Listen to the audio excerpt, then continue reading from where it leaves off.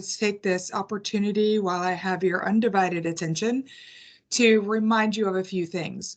One, if you have not already, please apply for the second round of disaster relief instructor payments. They have extended that due date to 3/4, but if I were you, I would not wait because if there's any problems with the application, that gives you a little bit of time to get those things corrected.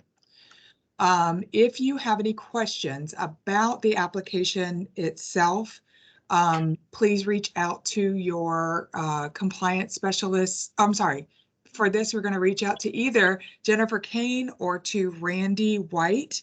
And Jennifer's going to share that contact information with you in the chat.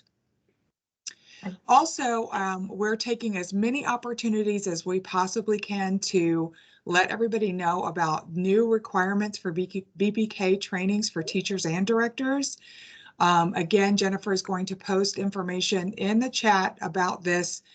We've been messaging through the newsletter and other ways. Unfortunately, we have no way of identifying who has not completed the trainings at this point, although we're desperately trying to get lists from DCF and other sources. But just to remind you, this training has to be completed by the time you contract for your 2023 BPK class, which is July 1st. Classes are full and or filling up fast.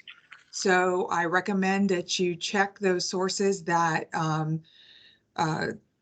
Jennifer is going to share with you regularly to see if they've added any new courses. And I also am giving you the charge of telling a friend. So you know somebody else who is a director or a VPK teacher, please make sure that they know about this requirement. The last thing we want to do is end up where you cannot contract with us, and which would lead to not enough seats for our 4-year-olds coming into the VPK program. Another thing is class assessments are coming to VPK classrooms.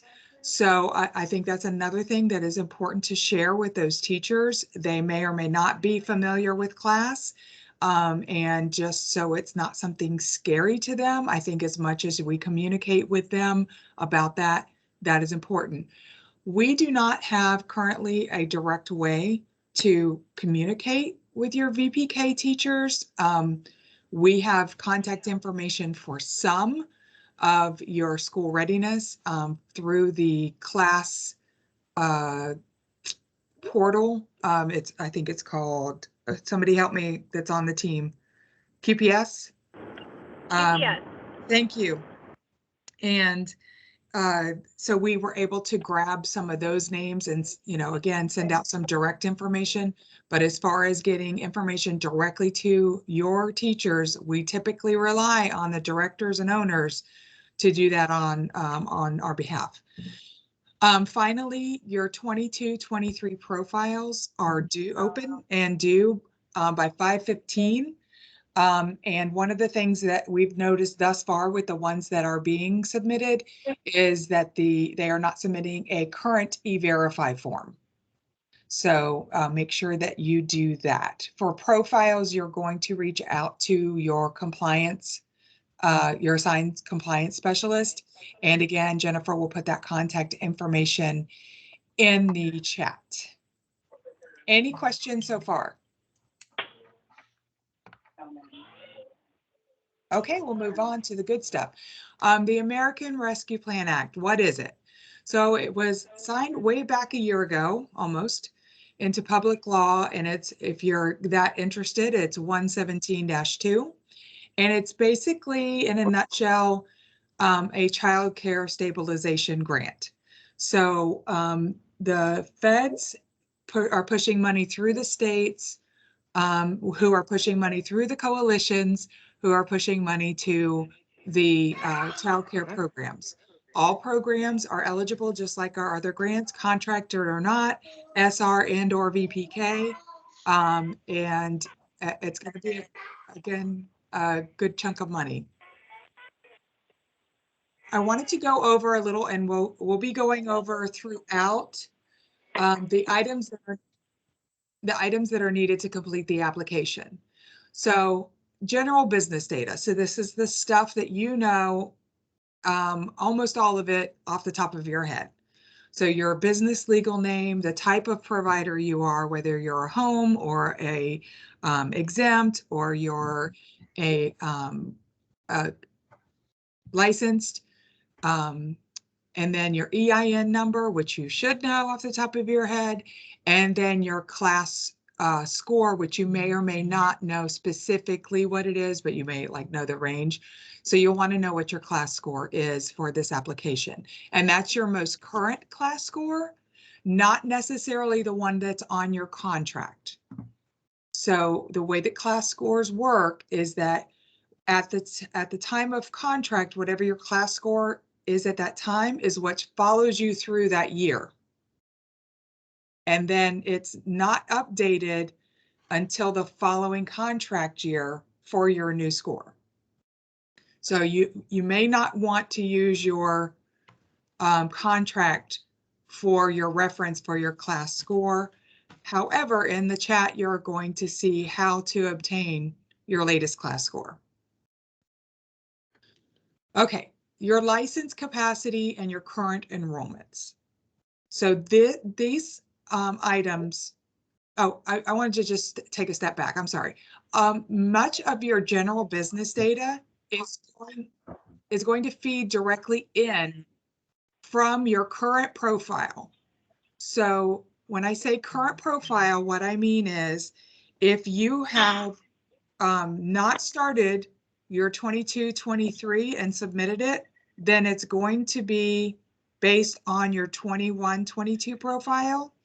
If you have submitted your 22-23, it's going to be pulling information off your 22-23 profile.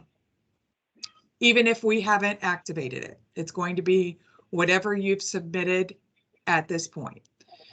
So it's going to pull your license capacities from what you've put into your profile. Current enrollments are not something that we collect in the profile. So that's going to have to be something that you enter. And that is going to impact your grant award amount. So pay it, make sure that you put some accurate information in there for everything, not just that, but make sure you put accurate information in there. Another thing that you're probably not necessarily at your fingertips is your average monthly operating expenses. And that includes your payroll, your benefits, your rent, utilities, insurance, maintenance. And some of these you're going to see are broken down that you have to have the amount by payroll, the amount by benefits, the amount by rent, utilities, insurance altogether. So again, we'll show you that screen, but that's stuff that you have to start collecting. The other thing you need to know is where do you plan to spend the money that you are granted? And most of this is just check marks where you would say, I'm going to spend it in this, and this category. It's not that you have to do a narrative on that, but there's a couple that you have to give more information on. Again, we will go through that. And then finally, will you invest at least 25% in your workforce? So one of the things that I want to point out is there's a base amount of the grant, and then there's going to be bonus amounts. So one of the bonus amounts is if you say, yes, I will invest at least 25% in my workforce. Any questions so far? Okay, that's good. I'm kind of starting backwards, okay, because everybody wants to know how much is it going to be. So I'm going to start there so that I can, calm the beast that wants to know the money within.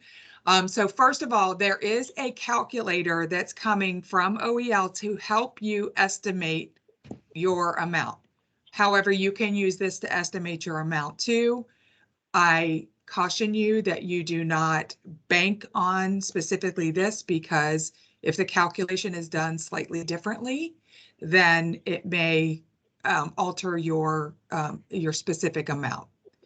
So the base subgrant, it will be calculated using the enrollment that you report, on section 3 of the application, and it'll be a minimum of $12,000 per provider. Okay. Heather, there is a hand raised. Okay, I'm sorry, I have it on so that it's big as possible. I have it on slide. So can you read the question to me? Linda Hampton, if you want to unmute and ask your question.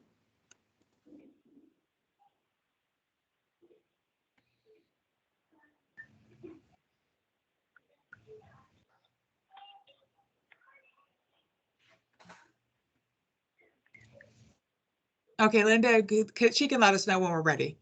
Okay. So infants and toddlers, and that's up to 24 months, you will receive $867 per child. For children 2 to kindergarten entry, $702 per child, school age $540 per child, and then school readiness enrollment, you would receive $70.20 per child. So up here, when we're talking about the numbers here, those are all enrollments, not just school readiness.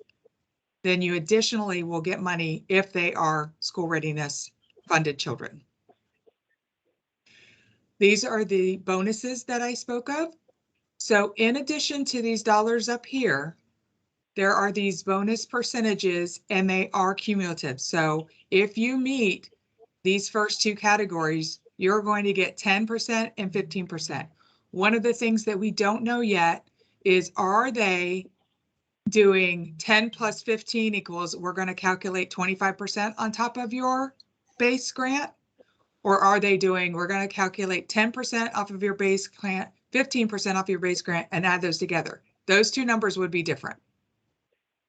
Think about it when I always get confused when I go to a store and I have more than one coupon for percentages, and I think, oh, it's going to be 25% off. No, it's going to be 15% off, and then it's going to be 10% off.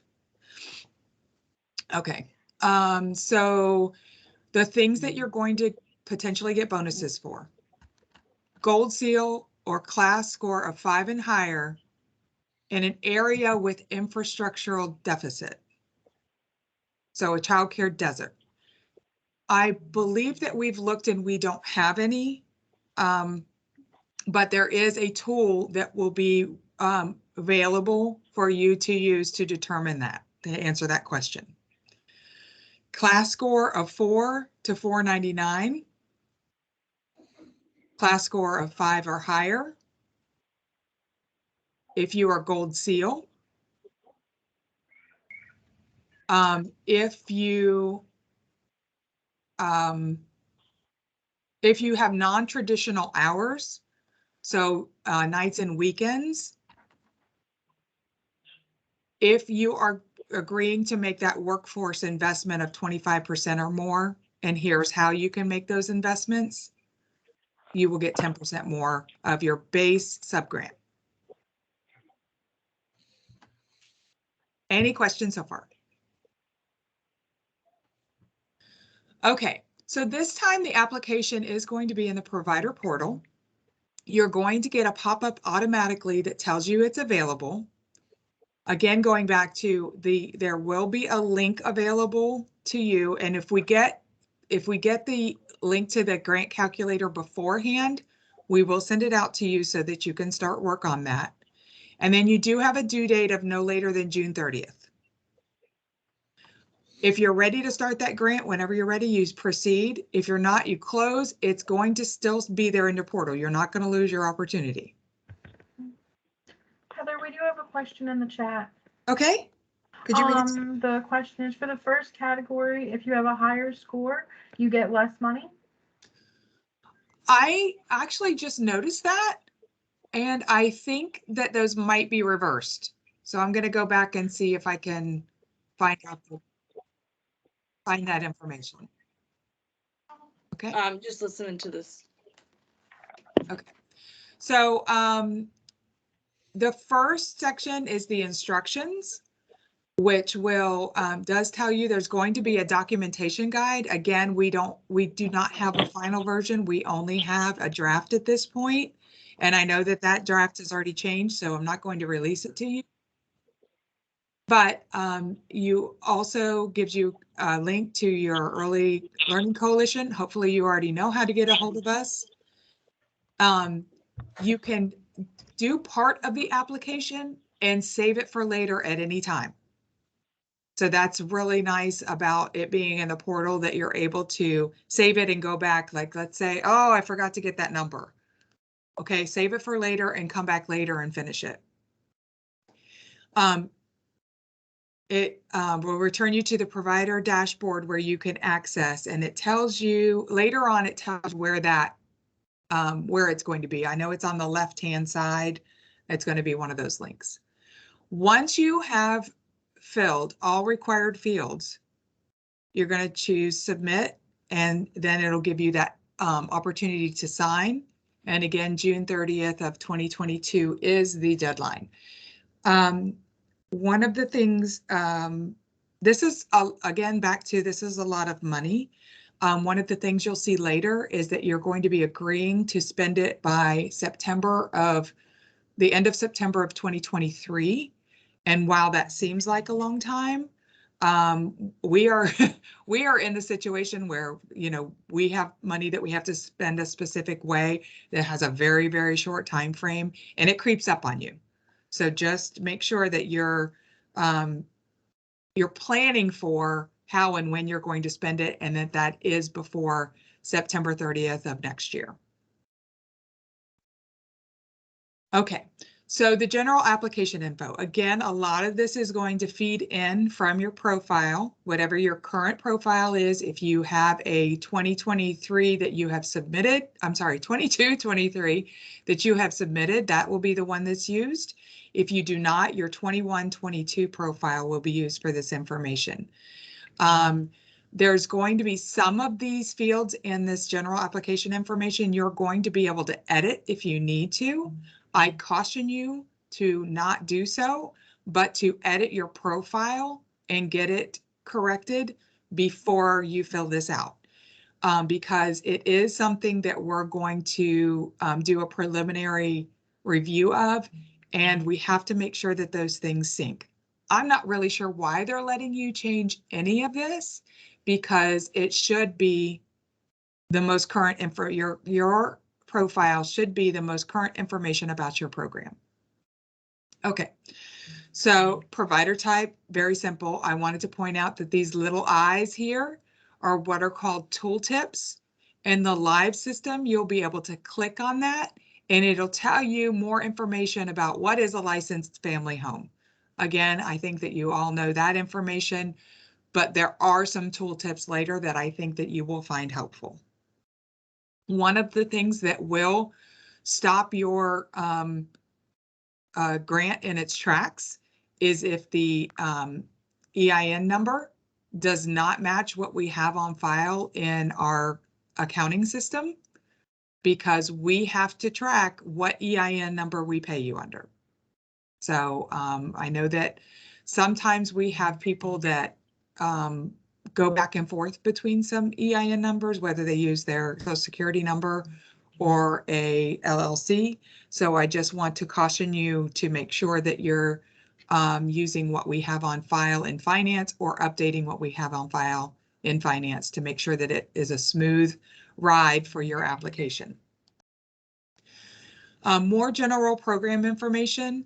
So the physical address, again, should come across from your profile, city, state, city, county, zip code. Your mailing address. I believe this is one of the areas that they're allowing you to change for the purpose of the grant. Again, I don't really understand why people would want it to be different, but maybe there is a reason out there in the world. So please do pay attention to that. And again, if this changes, well, because we have you, I don't think this really honestly matters, because we have you all on direct deposit except for the non-contracted providers. So, and we may have some of them on as well, but this mailing address really doesn't impact you, because it's going to be deposited directly into your bank account. Okay, operator director name. Again, it tells you all these fields that are required. It's not going to go through without that. This information here about the operator director required is now there's a prefer not to answer if you have that want, but this is all information that's being collected as a result of it being a federal grant.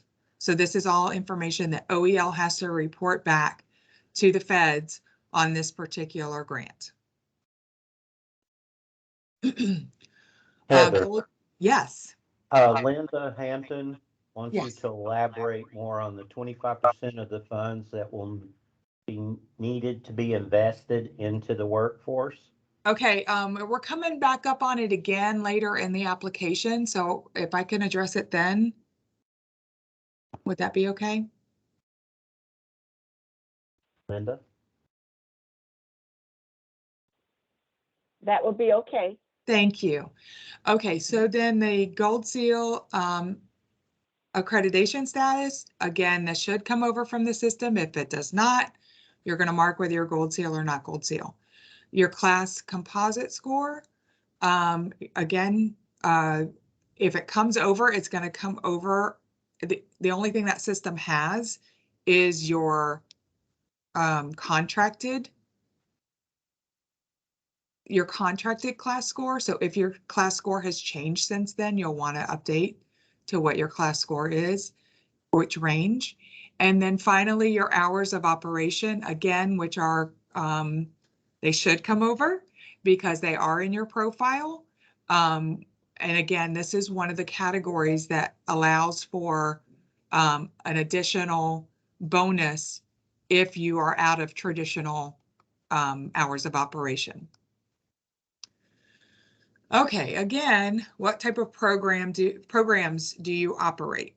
So one of the things that we, I think one of the issues that we had on our last round of contracting, or maybe the one before that, is that a lot of providers were misunderstood that they were early Head Start or Head Start providers. And I think that those who are should know that they are. So I don't, if you are in question, it's probably a no. And a lot of the community gets confused that ELC is not DCF, is not Head Start. So I think that maybe that is why some people check that, thinking that or the early learning was also Head Start. So just pay attention to these that you choose, because again, we will be questioning or pushing it back to you based on what your responses are. Okay, so because this grant was approved in March of 2021 or awarded, they're wanting to know that your program had a current license or exemption be on or before that date. So the newer providers are not going to qualify necessarily for this grant, like brand new ones, or as much money. I'm not sure which it is yet. Do you meet the health and safety requirement, including the completion of comprehensive background checks? By your contract, you have to. So I would say that this is true of everyone. So you do a health and safety in order to contract for school readiness. You do a health and safety check with DCF. And then as a requirement of your licensing, you do background checks on your employees. And then what is the current status of your program? Are you open? Are you temporary closed due to public health? If it's temporary, a planned reopening date needs to be added. And maybe it's temporary closed, a classroom is closed. This is, again, information gathering. This is temporary closure should not impact your receiving of the grant. It's about this money is stabilization for this due to COVID. All of this money that's coming this way is due to COVID. So they're collecting information on current statuses so that they can later show, hey, we kept these people in business. Okay. Permanently closed. If your program is permanently closed, you would also check there. Have a hand raised. Okay. Natasha Jones? Quick question. Do we collect or do we check off C Campus if we are also offering that benefit? Oh, absolutely. If you offer any of those benefits, you're going to check those off. We Okay. just had a lot. I didn't know if there was some other kind of program I specifically think that just one's for listed C as a Campus. separate one on there. Yeah. Yeah. So I just wanted to point out that we did have to send a lot of previous application back because providers picked funding that they really weren't participating in. So we had to get that corrected before we could accept the application. Thank you. Yes, ma'am. Have you completed a current fiscal year CCR&R? So current fiscal year is 21-22. So all of you should have, if you are contracted with us. If you are not contracted with us currently, you may have if you've received funds from us before for these grants.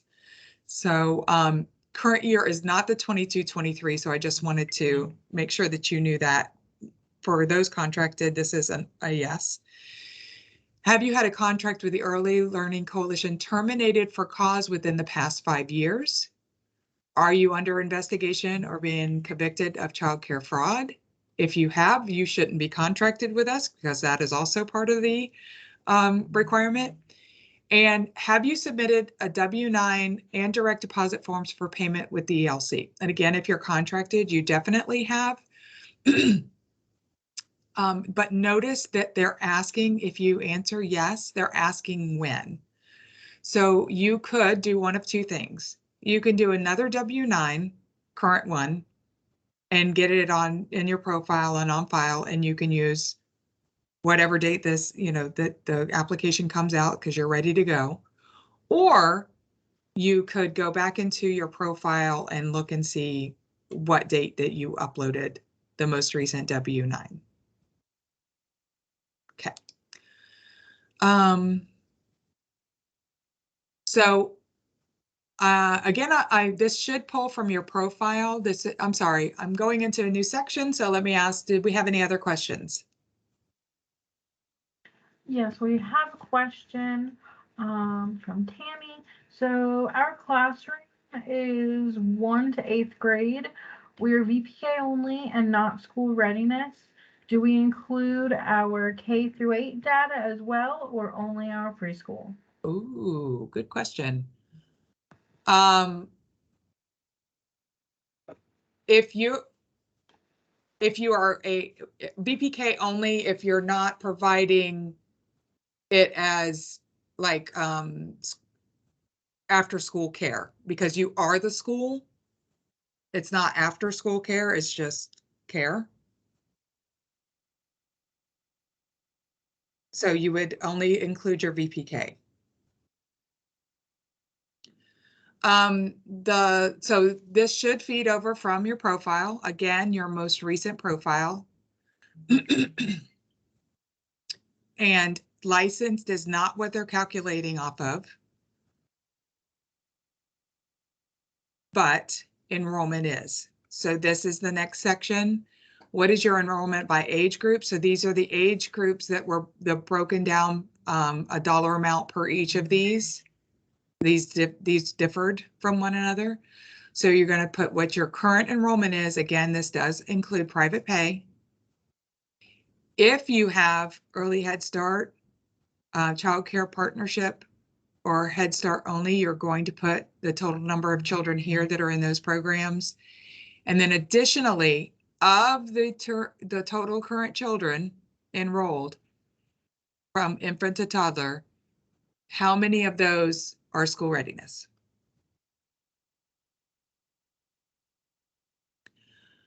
Okay, then you're going to identify if you offer childcare service outside a typical full-time workday.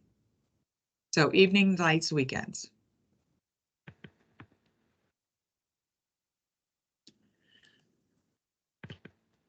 Heather, we had a question come in. Mm-hmm. Okay. Okay, it's from Miss Martin, who also has her hand raised. Miss Martin, would you like to unmute and ask your question? Yeah, my question is, we also have a charter school. So am I counting the charter school students or just the charter school students that attend aftercare? Just the charter the charter school children that attend aftercare. Okay, thank you. To unraise your hand, I know how. click it again. Oh, my. Any other questions? Okay, on to another section. So the current average monthly operating expenses. So for those of you who work in larger organizations, you're probably not going to have this off the top of your head, so you're going to have to seek it out. For those of you who are homes, you probably have a good idea off the top of your head what these expenses are. But these are averages and they are monthly. So don't put your annual payroll in there, but put your monthly in there. And then so we're looking for payroll, benefits, other personnel costs.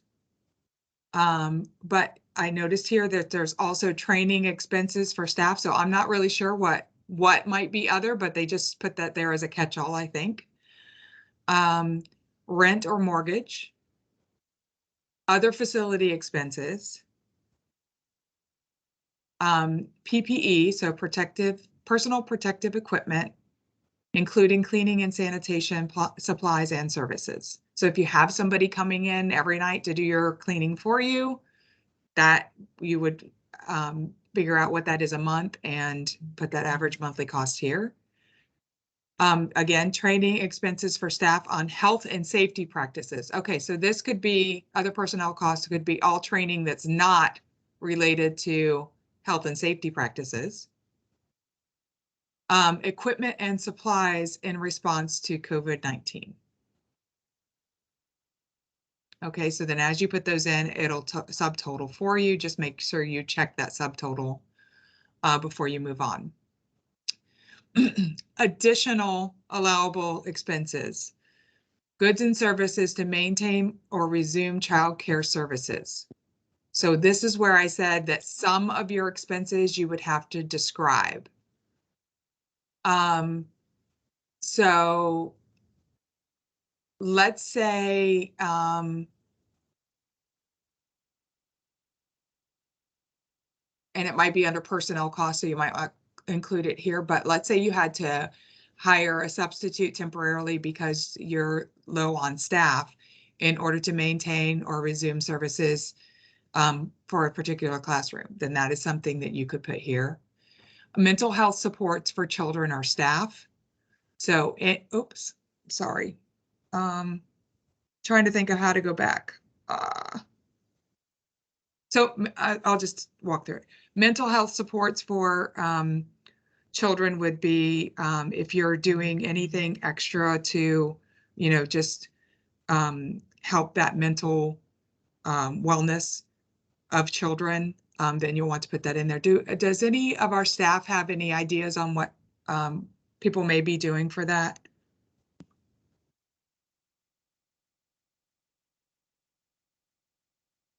If you are bringing in a mental health consultant to work with the children or offering any sort of social emotional learning opportunities for the kids above and beyond your typical curriculum, those would be examples.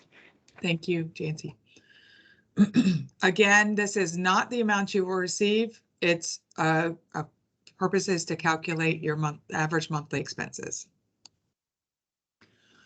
Okay, so I'm going to open it up for questions again because we're moving on to another section. I have a question. Okay. So as far as like payroll goes, I'm by myself. My husband's my substitute. I'm obviously not paying him. And do I put what I earn as my payroll, the total that I get in? Okay. Yes, you do. Okay. And so I didn't get a chance to ask before. I apologize. The 25% bonus thing, then that really doesn't qualify to me, right? Unless I'm paying yourself more. Right. And I can? You can. It has to be 25%. Okay. Okay. I gotcha. Okay, thank you. Okay. So subgrants may only be used for these following categories. Check all the boxes where you think that you're going to spend this money. And you may transfer money between the categories without prior approval, or you may choose to use funds or for one or more of the following. So personnel costs. And just on that, on personnel cost notes, I'm sure that you're all feeling the Great Resignation, and it's definitely a catch-22 of getting your pay to where it needs to be, because that does have to come from somewhere, and so that may mean an increase in parent rates, which is, not ideal, obviously. But I do think that, this is all moving towards that. So I think everybody needs to start thinking about, okay, in September, it's going to be $11 minimum wage. How am I going to get there? And how am I going to, and is $11 going to be enough to keep people? Because you probably know that turnover, a turnover of an employee, like on average, costs a company about $25,000 in the long run. It's a cost that is assigned to what it takes to replace an employee. Just an average cost, not necessarily your industry, but an average cost, period. Rent or mortgage payments, utilities, facilities maintenance, and minor improvements or insurance. Later on, you'll see something where it cannot be used for big capital projects. PPE, cleaning, sanitation, and supplies, or training and professional development related to health and safety practices. Purchases or updates to equipment and supplies to respond to COVID-19.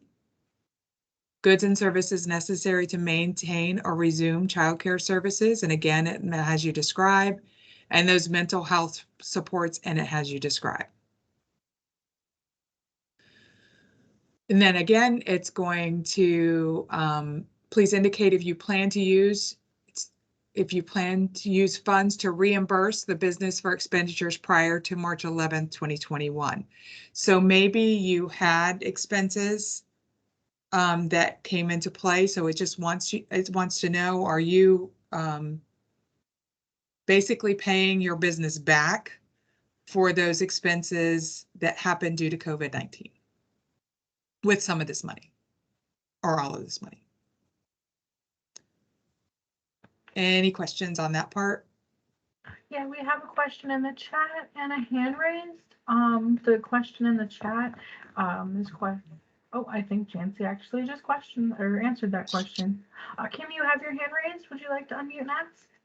Yes, first aid CPR more teachers need it on your property due to, so would that fit under the health and safety? Absolutely. The cost, if you decide to get your whole staff done, that would be a good cost. And you can pay teachers for that, for taking the training as well, correct? Absolutely. Okay. Okay. So section 6 is the sub-grants amount. I started with this section, so I'm just going to revisit it now that you've had time to digest some of the application. So again, a minimum of $12,000 per provider. Infants and toddlers, $867 each. 2-year-olds to kindergarten entry, $702 each. School agers, $540 each. And then an additional $70.20 on top of this oh, I did it again. I have to stop clicking. Okay, sorry. Additional 70/20 on top of the 867, 702, and 540 if they are SR enrolled. Back to the supplemental bonuses. Quality services, if you are in a child care infrastructure deficit with a gold seal or class score of 5 and higher. Your class scores 5 and 4 to 5, 4 to 4.99 and 5 and higher. And again, I have to check on these rates. They may be flip-flopped. Gold seal of 20%.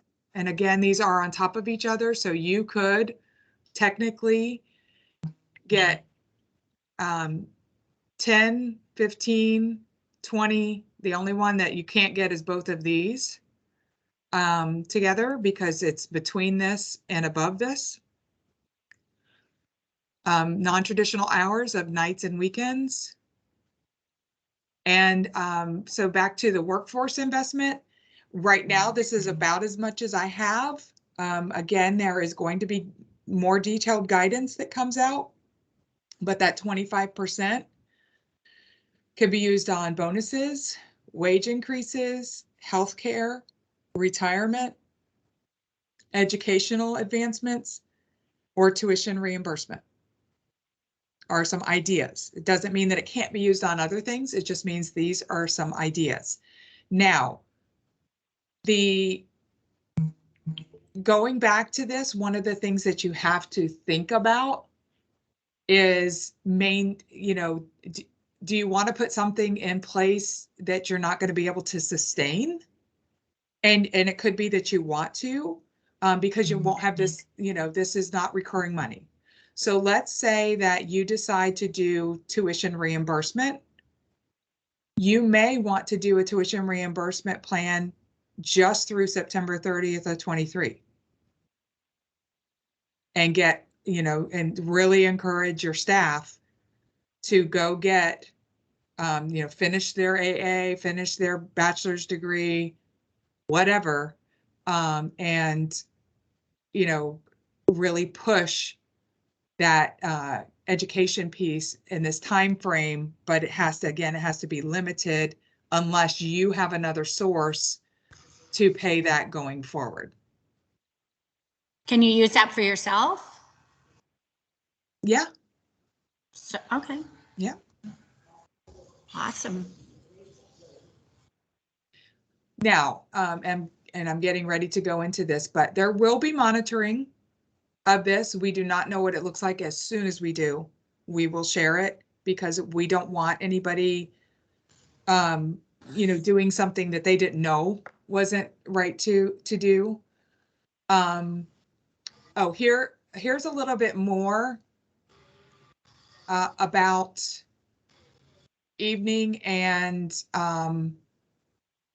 about the non-traditional hours. So I know that's one of the questions that I had is what's non-traditional? Because, and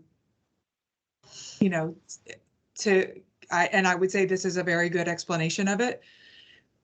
So evening hours, 6 p.m. to 7 a.m. So I think what this is saying to me is that anything, if you have hours after 6 p.m., then you would qualify for non-traditional hours.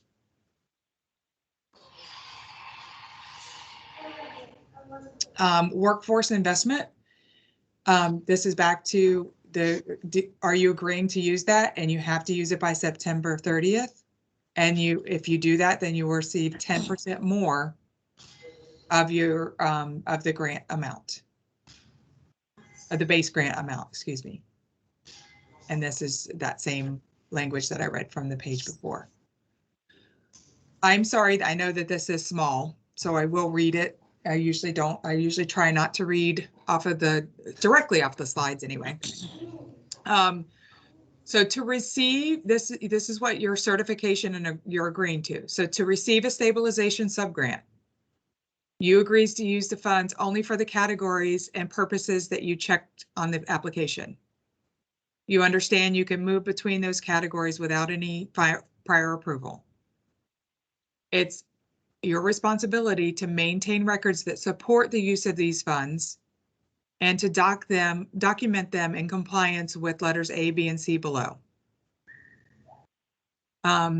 the date of submission of the application through the duration of the subgrant period, you will meet all the requirements, including implementing policies in line with guidance and orders from the state and local authorities to the greatest extent possible,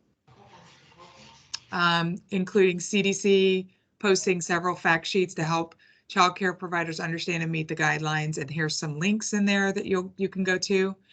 Continue to pay at least the same amount of weekly wages and maintain the same benefits. So if you were already paying health insurance and retirement, you can't use this to replace that or do away with that to raise your, pay rates, including lead teachers, aides, and any staff employed by the child care to work in transportation, food preparation, or other services. And you will not furlough employees or reduce their work hours. So this is one that I know has changed. This C has changed because of the, it says you will provide relief from co-payments and tuition payments for enrolled families to the extent possible. So we know that you have to collect co-payments in accordance with state rule. So we questioned how you were going to do this. So it says you can't waive co-payments. However, you can give discounts that are equal to the amount of the co-payment. But again, you have to document that very, very clearly. In addition, the monthly statement provided to families indicated that all payments received for any remit must include the amount, date, type of financial relief, etc.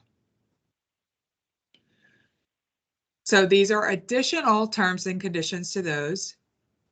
This is where I said the large capital events could not take place. You cannot use it to support general building renovations or remodeling or enhancement of facilities or ground not specific to the operations of the child care agency.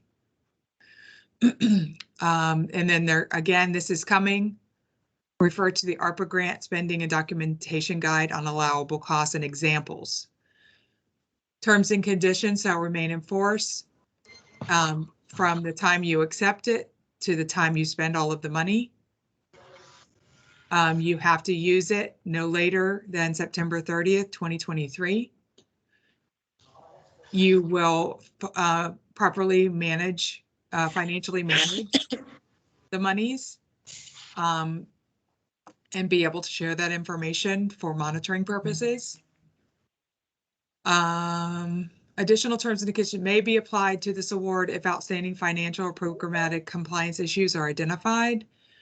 Provider should consult with a tax advisor or attorney regarding the potential tax consequences to accepting the grant funding. You understand that you may be selected for monitoring by DEL or its designee. Its designee would either be us or an outside auditor. They probably will not do an outside auditor, it'll probably be us.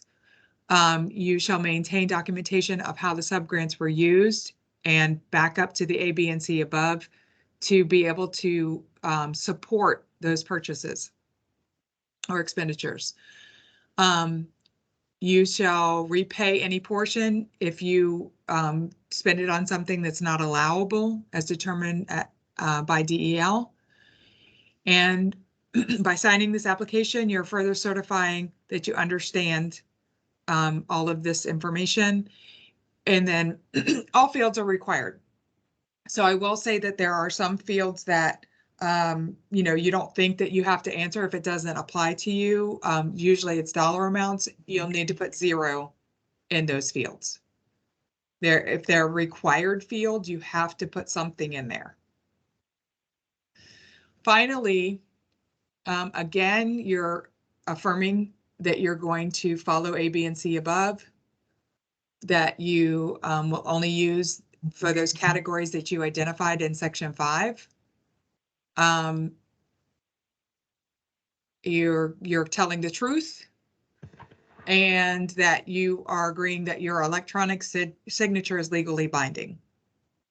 So much like our contracting, your name that you need to put here is how you have it in the system, because it will tell you that it's not right if you don't align it with that.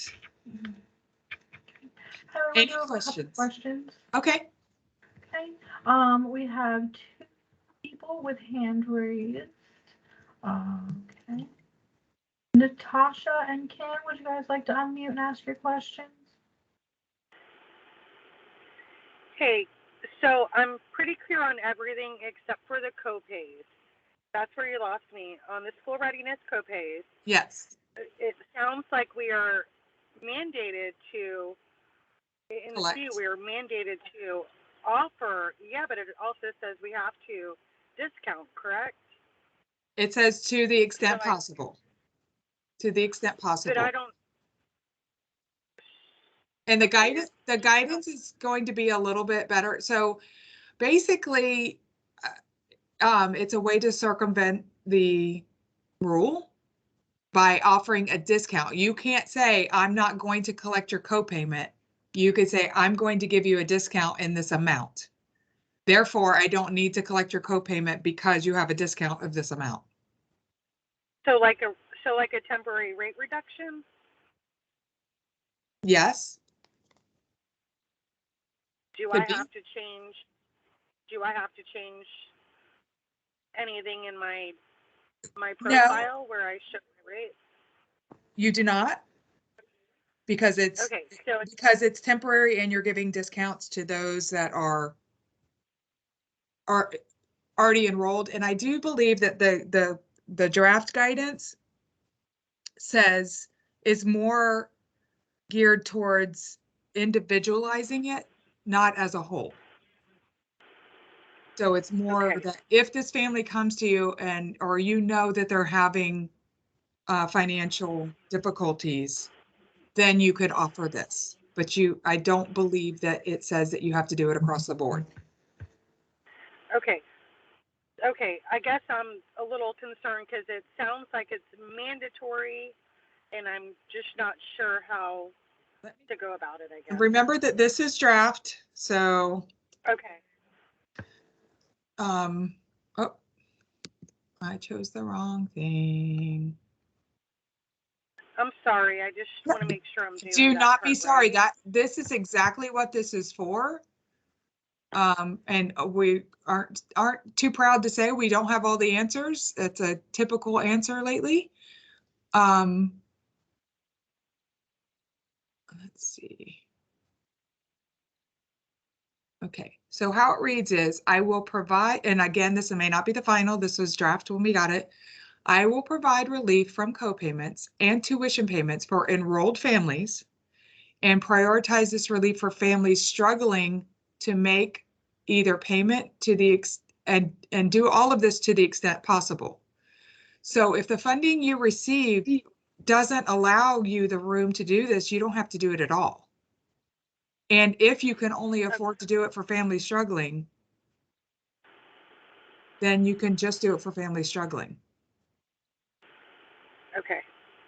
Does that help? So it could be, it does kind of. So it could be something like I have a family, they are not school readiness, but she's in a bad way. Mm-hmm. So, could I go back and get rid of some of her dues? As long as it's, I would be careful to do it before, hopefully it doesn't go back this far, March of 21. Before March? Oh, no, yeah, it's not that Okay. bad. Okay. Okay. So it doesn't have to just be for school readiness families. It I does just have not, to document it. it does not read somewhere. that way here at all. Okay. Okay. So some of my families who are financially struggling, Mm-hmm. I can discount or erase some of their debt and just track that. And have you given her our information to see if she qualifies? Yes, I've even tried to help her with the application. Apparently somebody else that's in the family is making too much money. I'm not sure exactly, I don't know how people spend their money or what they make a priority. Right. I get it. But, I've let it go on quite a bit of time and, Yeah. I want to help, but. Yeah. So it's that kind of Yeah, I just want to make situation. sure that we're using the resources that are available and that, Absolutely. Yes. Yes. I've even done it with her in the And- office. So. and I'm not sure if the, that Volusia County grant is still open for, home expenditures. But I will look into that and Oh share. yeah. Yeah, Okay. Thank you. you're welcome.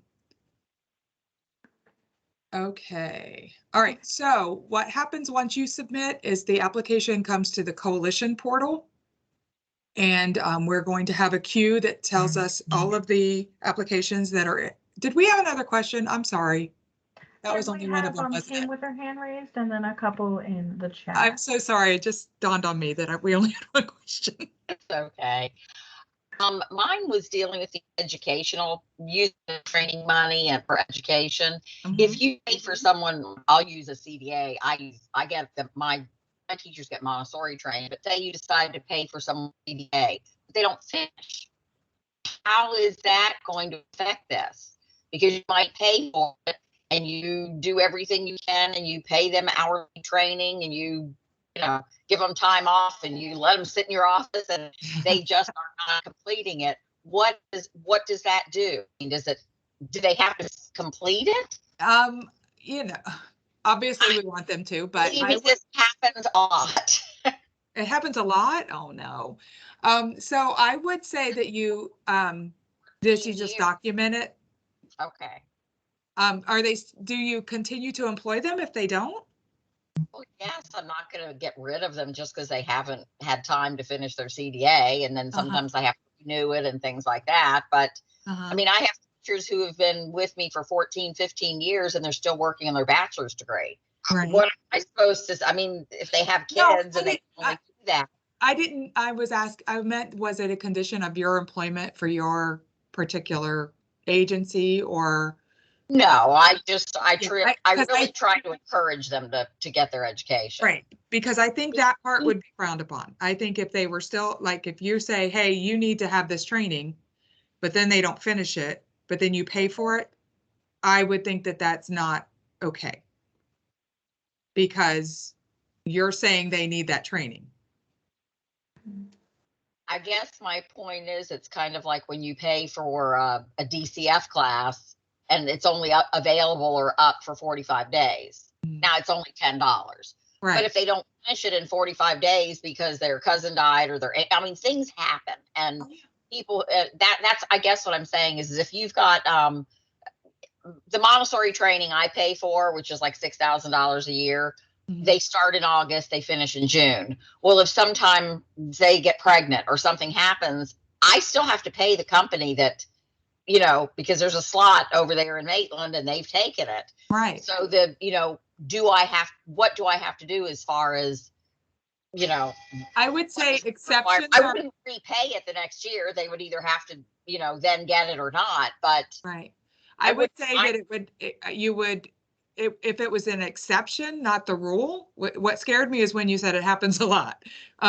If it was the exception and not the rule, then that would be one thing. But if it's the, you know, if it's basically, it's okay for you not to finish this, which is, you know, which is one of the ways of saying that is you can still be employed, then, and I don't blame you for not, I don't blame anyone for doing everything they possibly can to keep everybody right now. Right. So with the exception of harming children, let me just disclaimer. But I think the exception would be okay and you just need to document it. I think if it happened a lot, then it would call to question and it may be something that you would have to reimburse the state for. Okay.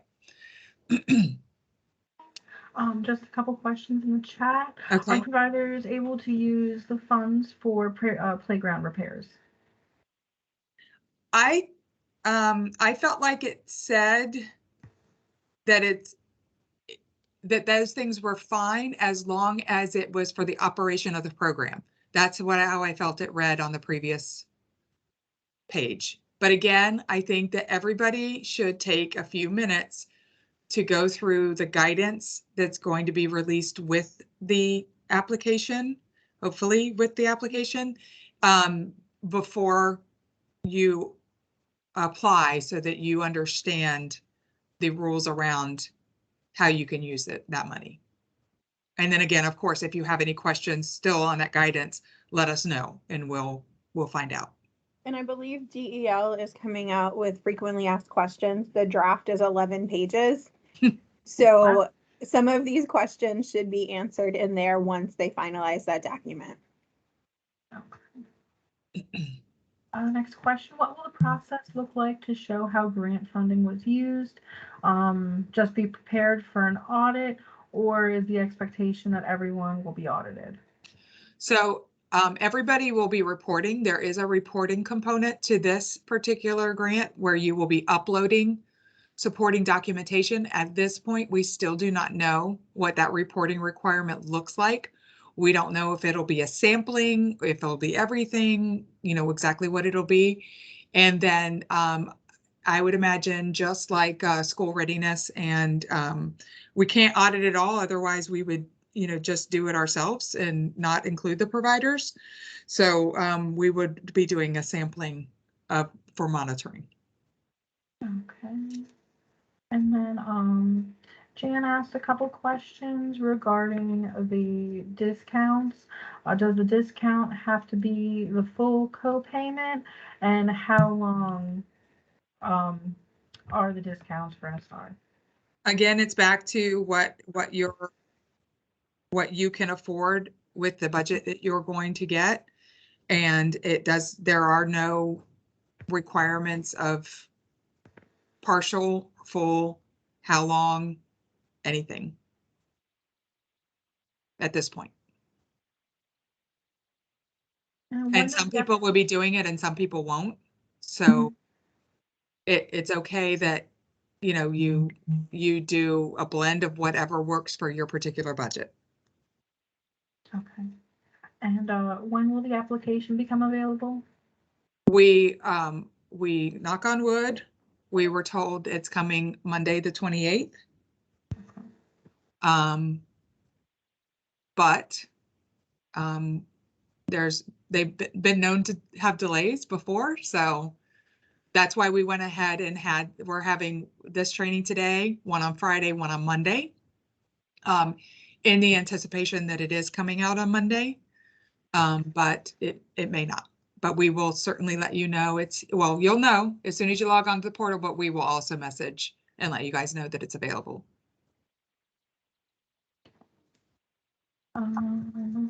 Carmen asked if the funds can be used for flooring. Again, I think let me go back to that slide just so everybody can feel comfortable about this.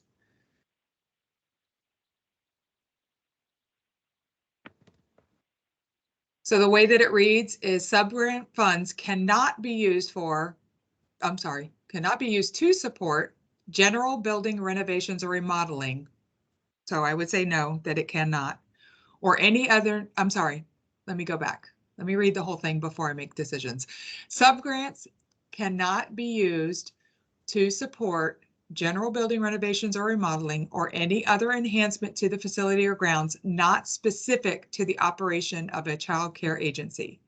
So I would say that means playground, yes, flooring, no. Any other ELC opinions on that or provider opinions on that? How that reads? So I am looking at the draft of the the frequently asked questions.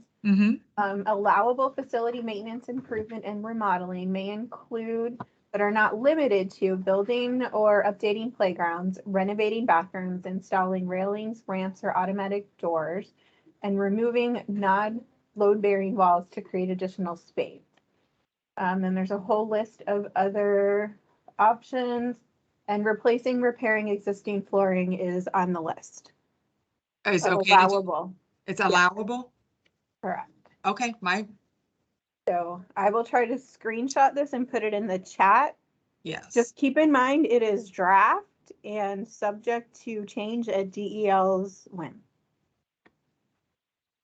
Thank you, Jancy. Okay. Some of those I things. still think that this wording in this document does not match what they're saying, but But when you're talking about flooring, sometimes carpets are so disgusting, it's a health and safety issue too.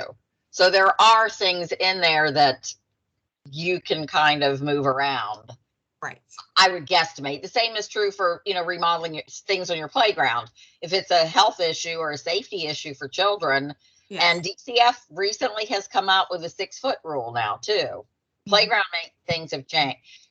This last fall, when they were there was a lot of changes that have been going on. So somebody may have a playground structure that they have to take down because. Oh, the playground, I'm totally on board with. I don't, because I believe that it is specific to the operation of the child care agency. The flooring is, to me, any business that comes in there needs flooring. So to me, that's not specific to the operation of the child care agency. But if the frequently asked questions when the final version is released say that it's okay, it's okay. Okay. We have one more question in the chat. Okay. If you had to close for a couple of days due to COVID and discounted the parents' tuition, would you be able to use some of the money to reimburse yourself or Yes. center? Yes. Okay. And we have a couple hands raised.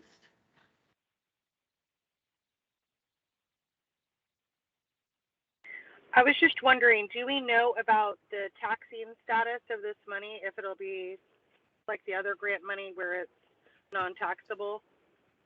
So the earlier in the grant, it says to get with your consult your accountant regarding the tax implications of accepting this grant money.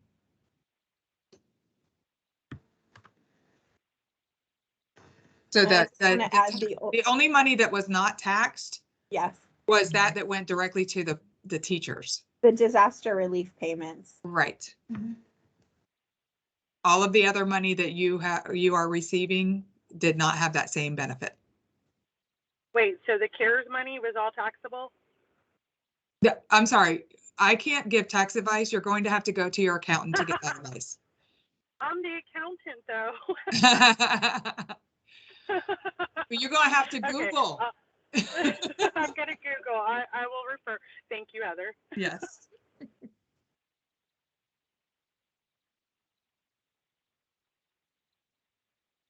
Anyone? Okay, so the application goes into the coalition's portal for our side to start reviewing. So we have some different statuses that we are going to use. What we can see if somebody started an application but hasn't completed it, if we've returned it for corrections, if it's been submitted and we haven't actually started working on it yet.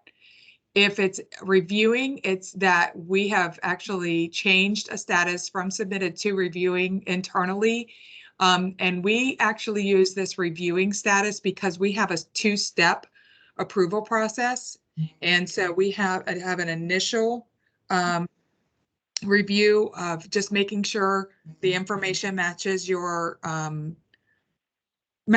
profile and so a few other things that we're going to be making sure of.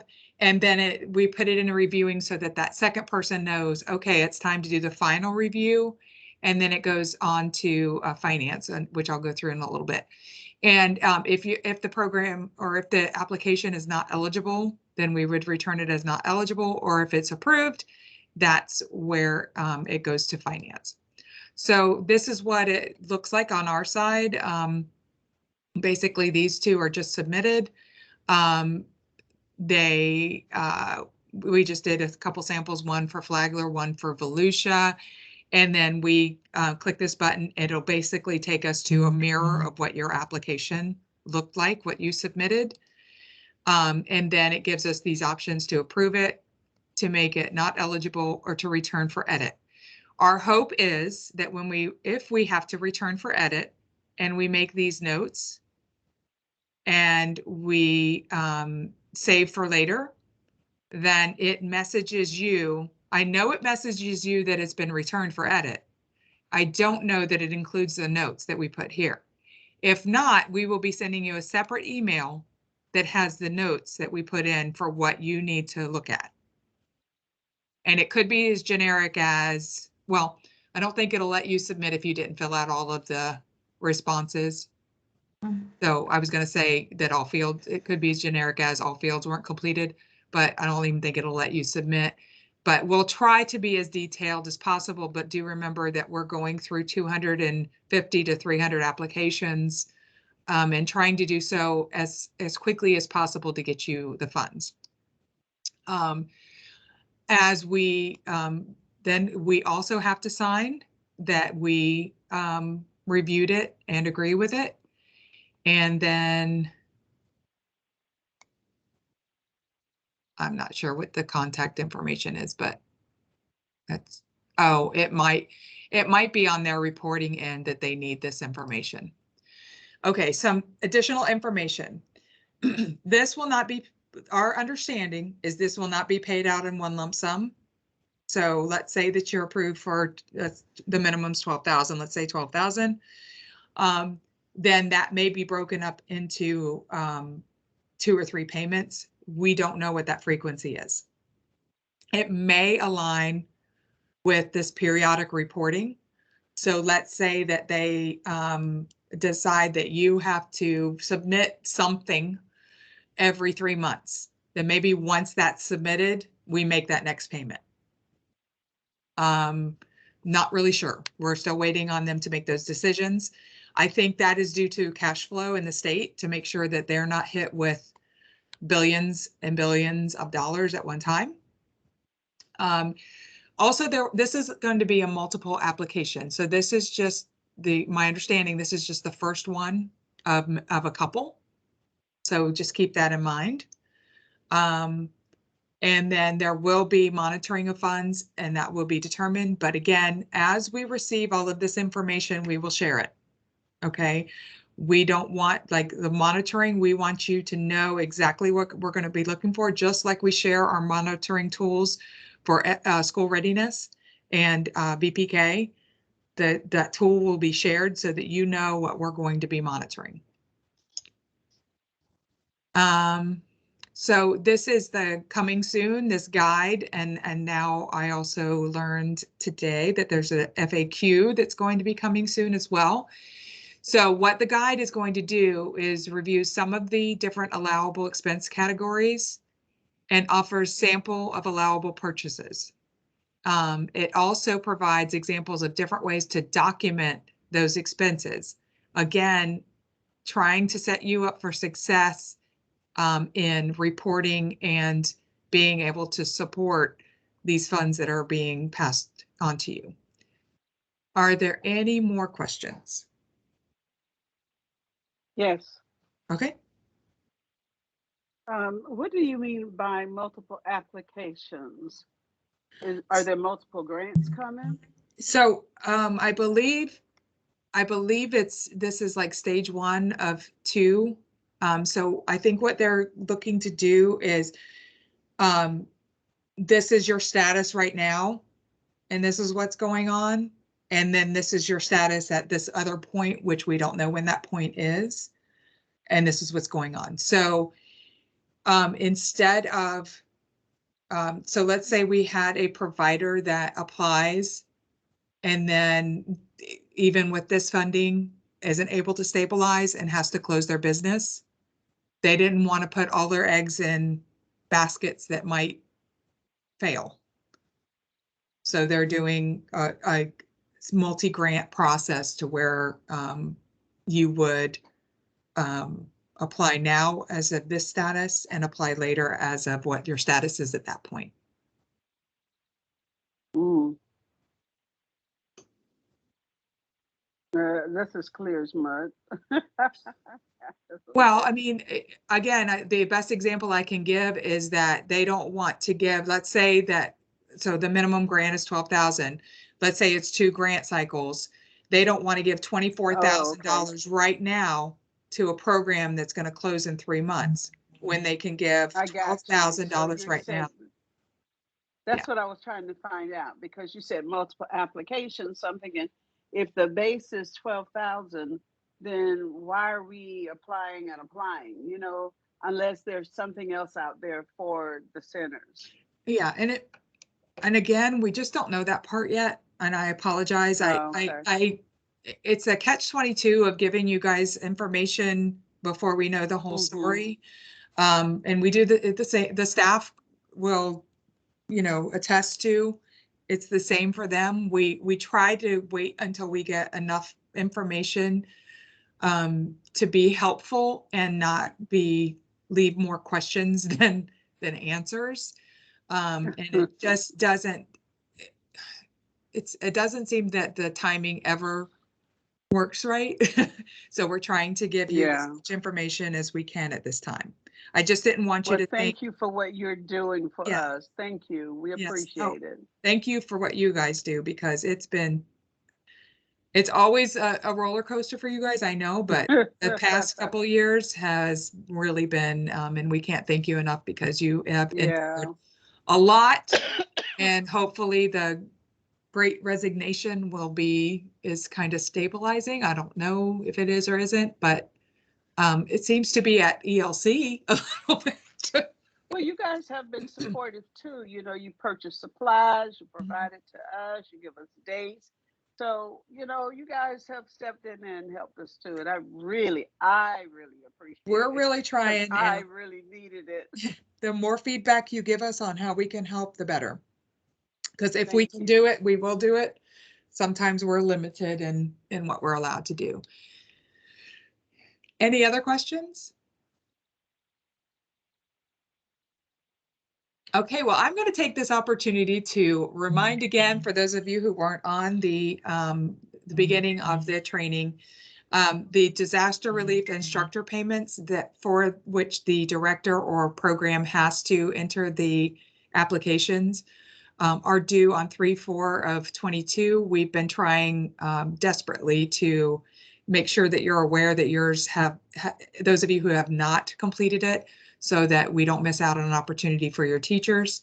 VPK trainings, there are new ones that are required for this coming contract year, for directors and for staff. So make sure that you are paying attention to those, and the classes. We understand that their classes are not, they're not way ahead on scheduling openings for classes.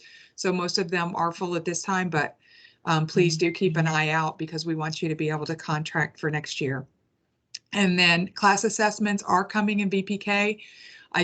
We think it's important for you to trickle that information down to your VPK teachers so that they are not surprised by this, especially if they are not teaching outside of VPK, the VPK program. They may not be used to this class assessment. And, really we do this for the purpose of helping everyone get better. It's not to beat people down. So, and then the 2023 profiles are due.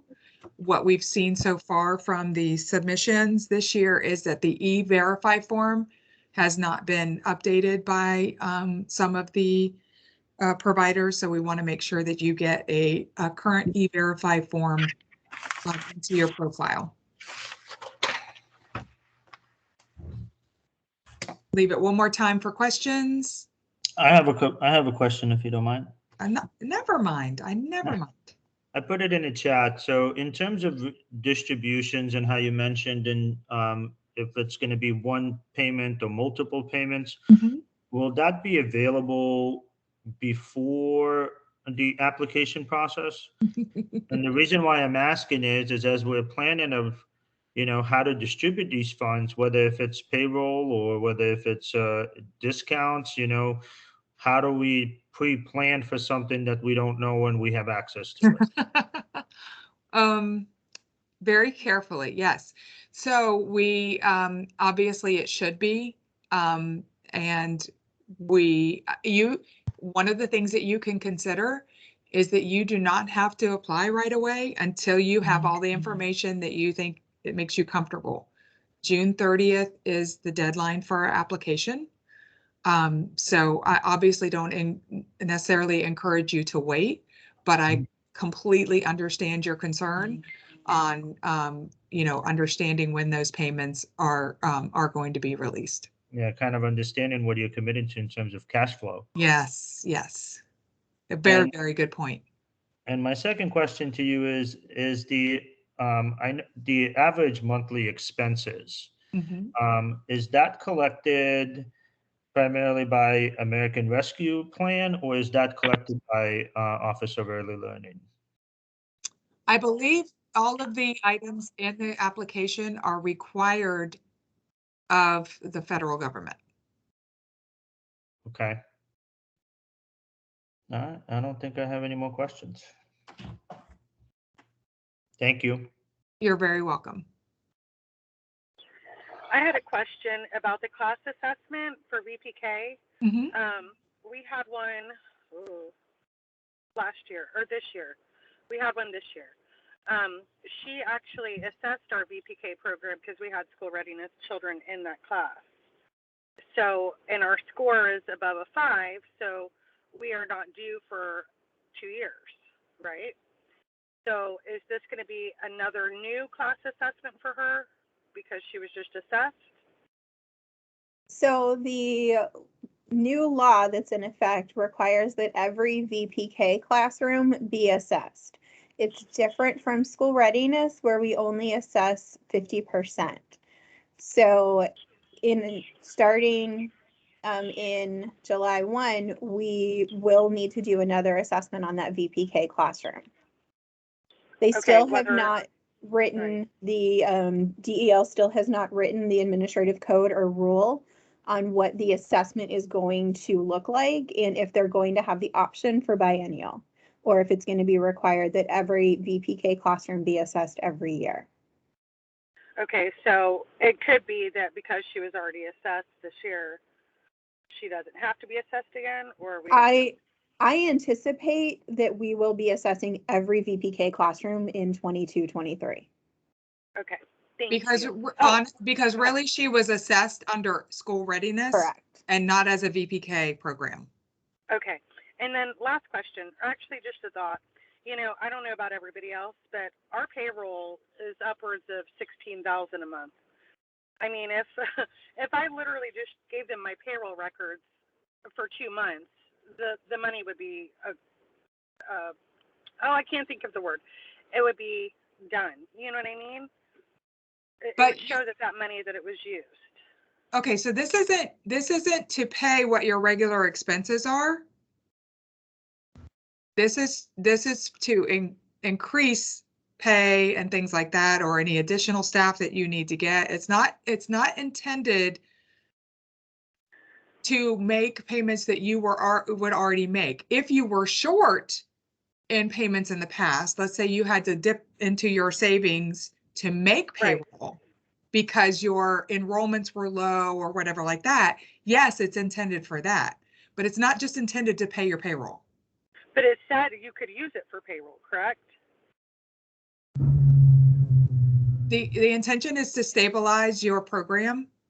And so it's not intended for what your expenses already are, to run a regular program. It's intended for the expenses that may have incurred because of COVID-19 and the Great Resignation and all of those things. So it's not intended. I've already had to give raises to retain. I mean, I've given some big raises, hence our high payroll. So I guess that's what I'm getting at, because it said it could be used for payroll, yada, yada. So I'm just trying to figure out, is that not? Yes, the increase, yes, it could be. But your regular, so anything to date for your increase and going forward for your increase, I believe it can be used for. Okay, good. It can't be used for what, the base that you were already paying. Okay.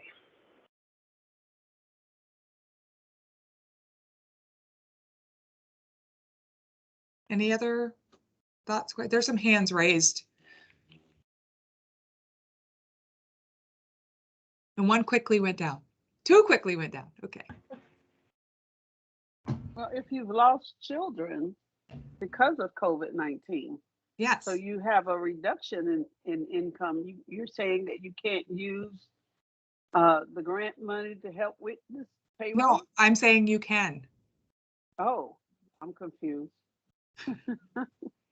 So Okay, good. my understanding of the previous question was that she was saying that if she just identified her payroll, which is $16,000 for the next 2 months, her money would probably be gone.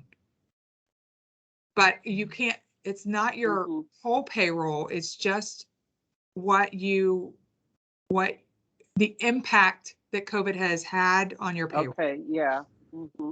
Which Gotcha. could come from different things. It could come from that you have a decreased enrollment, therefore you weren't able to make payroll with your enrollment, or it could come from I had to raise my pay for my employees because everybody exited life during COVID, and I've had, in order to maintain and recruit, I've had to increase my pay.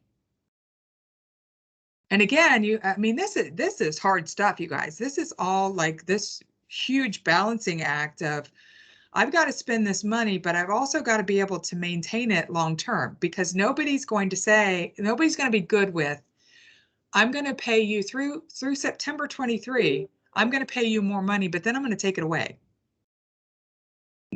I know no one in the world that would be okay with that.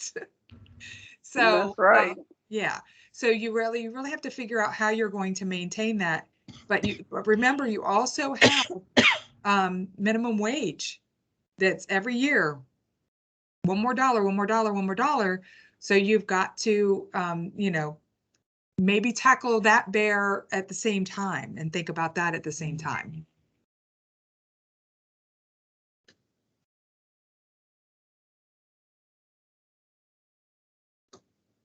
Okay. I really appreciate the great questions that you guys had. We did record this session, and we will be sharing it with you. We also may use it for those people that could not make it or make it to any of the trainings, so that they have a resource to go back to. And again, usually the questions that are asked in one session get repeated in the next and repeated in the next. So we are, so thankful for the interaction, because sometimes it's, we wonder is there anybody out there really? Or so again, thank you for participating, and have fun with all your money. And as soon as we get the information that will help you make those hard decisions, we will get it to you. So keep an eye out on email. Sometimes we ask DCF, since they're out there, to distribute things for us. We did that with our VPK training needs. So hopefully you saw that from your DCF representative. I don't know, any other ideas that you guys have for us communicating with you? That's a mass way of communicating. It's very difficult for us to make individual phone calls, although we would love to. But any other ideas would be appreciated. So thank you, and have a wonderful Wednesday, and this will end the session.